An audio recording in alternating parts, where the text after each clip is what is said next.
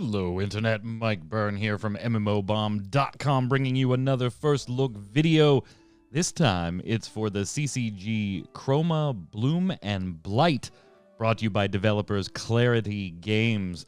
We're going to be spending about 10-15 minutes or so checking out the game, giving you our initial first impressions, and if you want to check it out, you can head on over to MMOBomb.com, link it up, and go ahead and play. Now, this CCG is a little bit of a different beast, having just launched free-to-play on Steam a few days ago.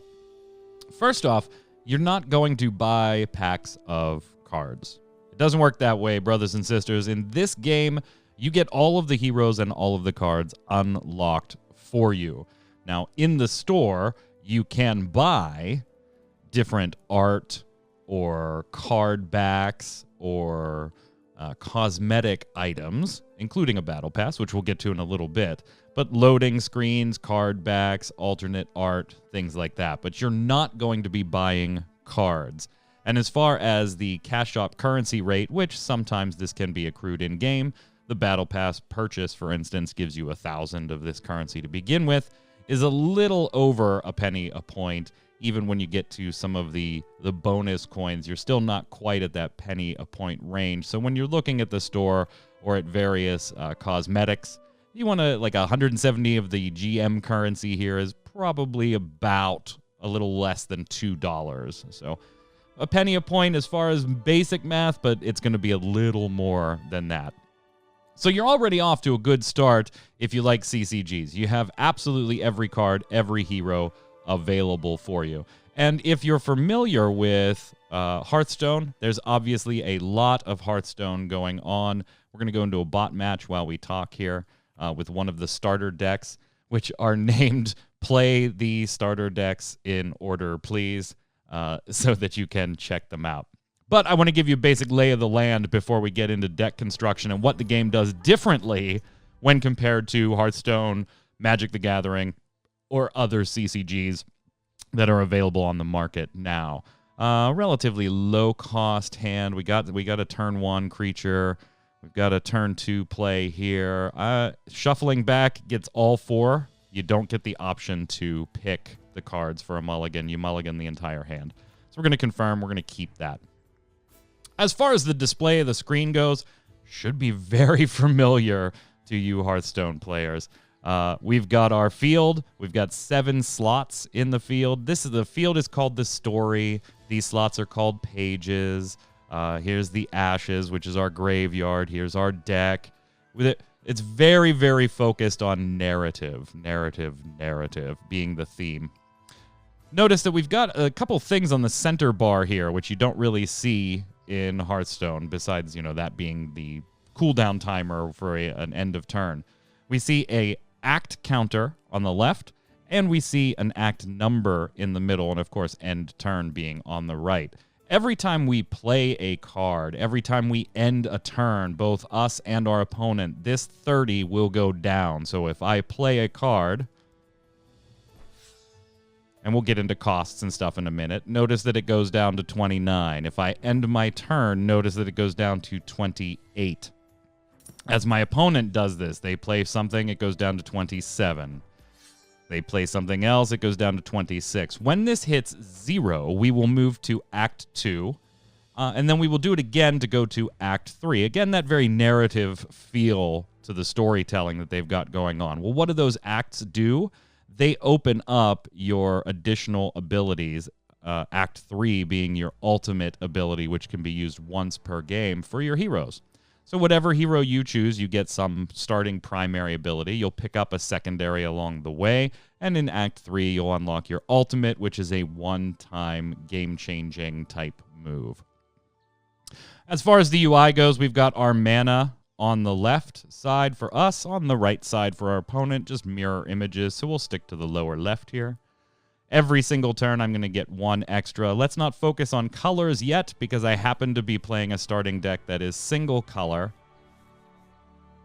There are 4 colors in the game. The N currency that you see at the top center of the card, right here, So this means I need 1 purple mana and 3 neutral. But my 3 neutral could be just comprised of 3 purple. It really doesn't matter what the color is. So what do we want to do here? We're at 40 health. We've got our barriers up. Our barriers are a way to push into Act 2 or Act 3 without having to make the counter go all the way down. If I can take my opponent down to their first barrier past 30 health, we'll automatically move to Act 2. They'll do the same. It'll do the same if I go past below 30 health. And again, it happens at 15. So act counters act as a timer, and health acts as a timer to push us into Act 2 and 3 to unlock our heroes' additional abilities. Decks are made up of 40 cards. We'll get to color and composition in a minute here. But if your hand size ever has 10 cards in it and you draw a card, it will instantly be thrown out. You can't have more than 10 cards. And the last area on the board we have is kind of our void, anything that's banished from game. And we're going to see a lot of overlap with words and mechanics from other games. Overkill in this game is trample in Magic the Gathering. Simply right-clicking on any card will give you a full view of it. And if there's keywords of any type, it will give you a definition of those keywords. All right. So we've got a character out, a 3/4 enchanted 3. Now, enchanted means an enchanted companion is both an enchantment and a companion. If the companion is destroyed, the enchantment remains. So we have the typical format: cost at the top, attack on the bottom left, health on the bottom right. But because this is an enchantment, we have a counter in the middle. Because even if this wasn't a creature, if you play enchantments, they hit in your page slots as well, and will count down until they hit 0 and then leave the board. Spells are different. They're instants. They don't take up any page slots. Now, we've got a creature in guarded stance right here, and we've got mine in attack stance. Now, you can change the stance once per turn. Combat stance is the default stance. Companions in the combat stance can attack and be attacked. Clicking this button changes them into guarded stance. They cannot attack or be attacked directly, because you do have the option of attacking either the hero themselves or other companions, provided that they are valid targets. All right, so what do we want to do here on this turn? I think we're going to spend... We don't really have any health to restore. We have an action ability on this character for one of our mana stones, but these are all health restoration. We don't really need that. I think we're going to spend 1 purple and 1 neutral, in this case 2 purple in the lower left. Play that, and we're going to get the draw card. All right, another Radiance. And I think we're going to send the Radiance in and take out the Blight Banisher, because I don't think I want them getting that scry ability by playing more SF soldiers. You can see that kind of category, that subtype in the bottom center of the card art. So I think we're going to trade here. Oh, it's in guarded stance. I can't. So, yeah, we might as well just plunk damage. Notice I can't attack here because it doesn't have haste or speed or whatever you want to call it. We are going to put this in... I guess there's really no point in putting it in guarded stance. So we'll leave it open and send it back to our opponent. Now notice that the mana bar here does extend. In Act 2, we will each get 2 neutral mana there. So there's like catch-up mechanics in the game, which I really do like. I mean, if you're super far ahead, the catch-up mechanics aren't enough for you to lose that advantage unless you're just drastically outplayed. But if you are behind, the increased mana, the abilities, the ultimate ability, there is kind of a catch-up mechanic to some of the things in the game. Now, they've sent it back to us. They really didn't do much. We drew Humility. We can make a target companion a 1/1, but after they're destroyed, we destroy Humility, and Humility will sit on the board for 2 turns as an enchantment. Unless it's destroyed earlier. Now, I don't have a... If I turn this Blight Banisher into a 1/1, I don't really have a way to destroy it. So, I think what we're going to do with our 3 mana... I think we're going to go to combat first, and we'll pluck for 3, pluck for 2. Still not down to that first barrier yet. We still have 22 acts in the first act anyway. We don't need to restore health. Yeah, I think I'm just going to throw out another Radiance.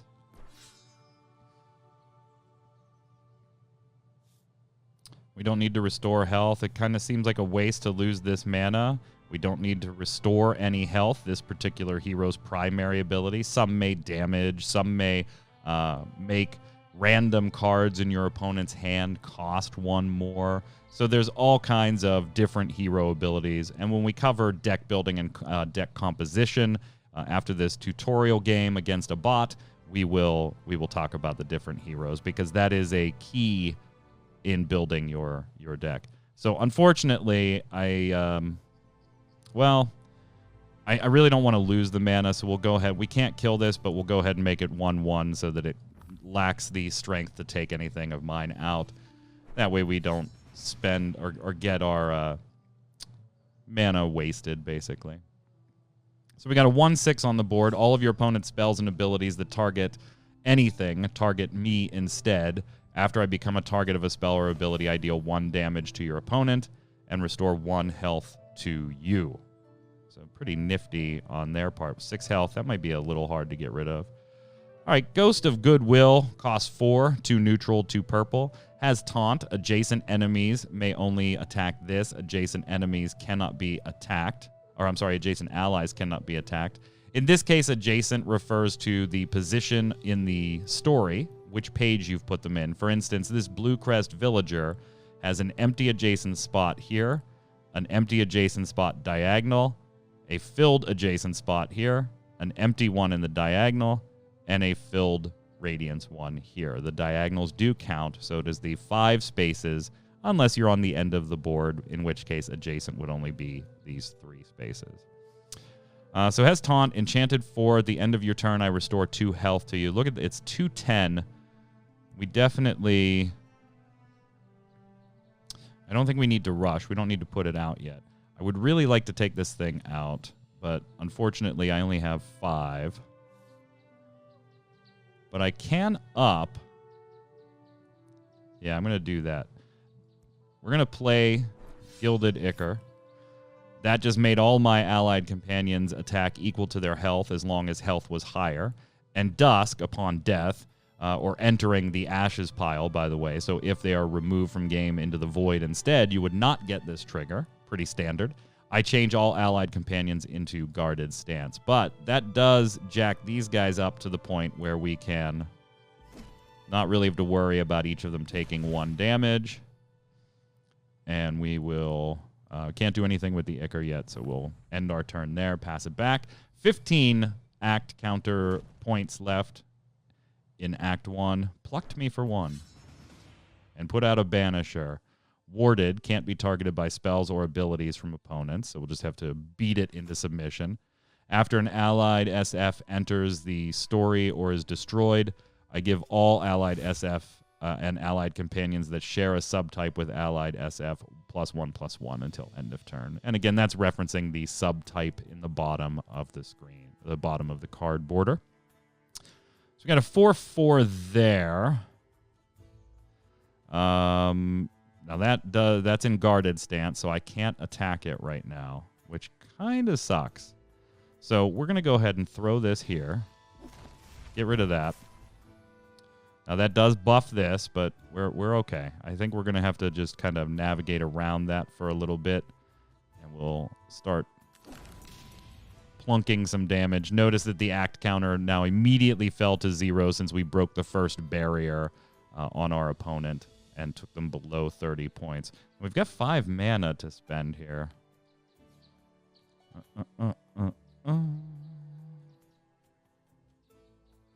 And I think what we're going to do is we're going to play here, and then we're going to turn these.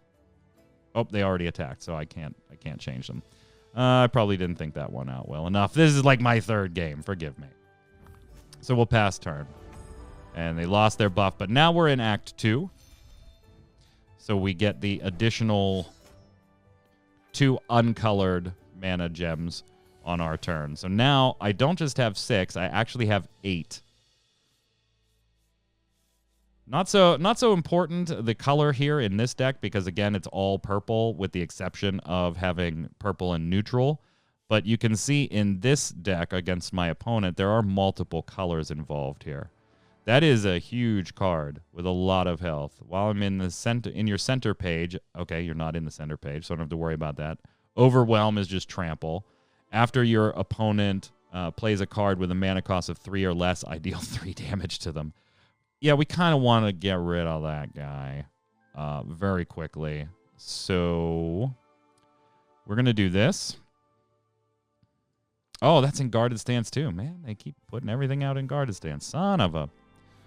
I was going to pluck it twice and then just call it a day, use my 3 health here, use my ability here. My secondary is just that I may play that card in my deck, so not a really actionable ability. I mean, so I guess we throw the damage. And them using emotes, of which I do not have any.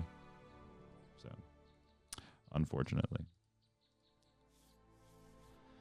Okay, so now what do we do?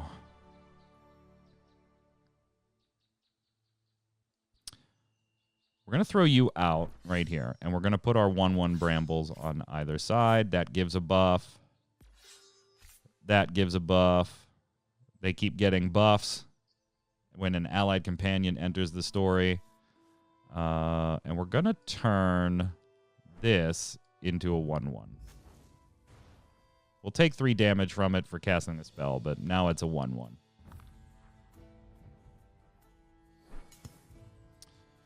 What did they do? Target any number of enchantments, set their span to 1, draw a card. And what do we got here? 5/6 with an ability. Discard a card, change the stance of a target companion. So they could force me out of guard or into guard if they wanted to. Now, it is turn for turn here, so there is no, like, main phase 1, main phase 2, entering combat, replying. I'm just at the mercy of watching whatever the hell my opponent wants to do. Living Rampart, taunt. I have +2 attack during opponent's turn, so nice. Not great in this position, because if I put it here, you know, adjacent spaces are the taunt trigger, and there'd be nothing, you know... I wouldn't be protecting anything. I would really, when this enchantment expires, I would really like to put it here to protect our 6/6. But we can't do that right now. So I think we could take this out. And I think we're going to do that. We're going to go ahead and put you out just for the buff from our Will of the Wood. Yeah, we'll take a damage. That's fine. But it buffs everybody. We're going to get rid of you that way. We're going to get rid of you this way. Still can't attack this, but we can throw a lot of damage on our opponent here. Broke the barrier. Now we are in Act 3, or we're going to be in Act 3 here. And now I can put my Rampart down where I wanted. Which buffs. And you know what? We're just going to throw this out to further buff. We kind of got this one on lock. Now, there's a few mechanics you haven't really seen in this game. Like there's plating, which can be done on your hero or on a particular character. And that gives them armor. So if they have plating 3, let's say, then any damage you do to them will only take 1 off of that plating. So it doesn't matter if you smack them with a 7/7 or a 1/1. One of those platings is going to come off. There's also structures. Actually, this helps. Oh, that's not an example. There's also structures you can play, though, that modify the board state. So they might give an equal buff to everybody. You know, draw a second card at the beginning of your turn or things like that. So there are modifiers to the board that you can play as well. We haven't played any. We haven't seen our opponent play any in this particular game. So, not much to show there. We just go in for the kill, right? There we go. Now that you have a idea of the game itself, let's go into the deck construction, because this is where it gets a little more unique than some other CCGs you may have played, and certainly more strategic than a Hearthstone-type game. So you have two kind of options when you're building a deck. Obviously, you have all the cards and all the heroes available for you. So you could go through our 4 different elements, or Valor, Ambition, Insight, Devotion, our 4 colors. You could go through those cards and decide the type of deck you want to play, and then go ahead and pick a hero that supports those colors. Or you could go into the heroes, which there are 2 pages of right now. Again, you have access to all of these. And pick a hero that you like and build a deck based around their particular colors. What do I mean by their colors? Look at the top of their cards. And this is where I think the game gets a little interesting as far as strategy goes, besides just the basic strategy of a CCG. Ear here has 2 colors, operates in purple and blue, and generates 4 purple mana and 8 blue mana. Somebody like the Envoy here works in 3 different colors, red, purple, and blue, 3, 2, and 7, respectively. So not only can you pick a hero, take a look at their little bit of lore and their primary, secondary, and ultimate abilities just by right-clicking on each of them, but if you like a particular color style, you could pick, say, the Envoy and now build a deck around those 3 colors. But not only that, which is already strategy enough, you can determine your mana flow as the game goes. So you have your 1 through 10 meter here, and I can allocate any order I want these to come in. So since I'm primarily blue, let's say I want to get 2 blue right off the bat, then I want to go ahead and get a red, and then I want to color fix by turn 4 and get purple on the board. And then balance this any way I want.